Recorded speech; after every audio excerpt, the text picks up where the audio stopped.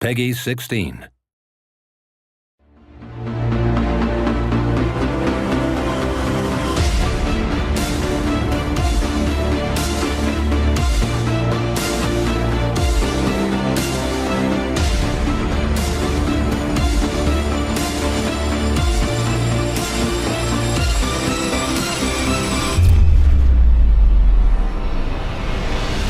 Infinite Crisis is kind of my dream project in that it is a world where you can take all the DC heroes you knew and love and you can see their twisted reflections, their dark mirrors, their idealized versions, all of them on the same page. It is the most broad, open-ended set of universes in any comic universe, especially since the introduction of the multiverse and the Elseworlds.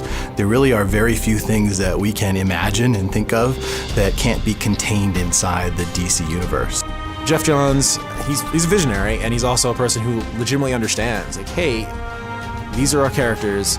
I'm gonna not only trust you with them, but ask you to do what you need to do in order to make the best possible game that you can make. I feel like DC has become absolutely integral to just the experience of the game, because without the DC multiverse, this just doesn't work. With what we're trying to do, pushing the characters and telling the same character story in multiple different ways, it's all tied in really well with the existing DC setting. One of the biggest things that we bring to the table is the recognition that comes with seeing a character that you knew when you were a child. When you take these characters that are larger than life and you put them in a game, seeing Batman, seeing Wonder Woman, these characters are people that resonate with you in a way that really a lot of other characters from most other mobile games cannot.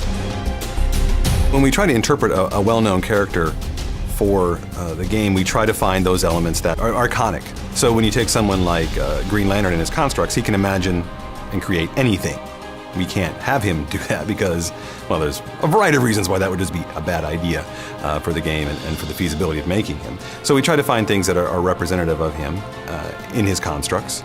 So he summons a giant jet and throws it at you, and that, of course, represents his sort of backstory as being that test pilot. We're always looking for ways to incorporate DC history and lore into the game in ways that make sense for a competitive environment. And one of the ways that I'm really proud of and what we've done that is through the artifacts. Now, these are the items that players will be acquiring from the Artifact Foundry through the match.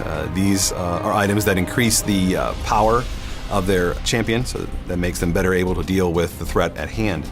And each of those items is named after an item from DC history. We have Two-Face's coin, and we have Atlantean artifacts, things like that. And those items have a history to them. It's the history that, in a sense, gives them their power. The multiverse is our license to do almost anything we want, and I'm really excited by it. Being able to make a alternate universe version of Superman, specifically one that DC hasn't even explicitly made yet, is very exciting.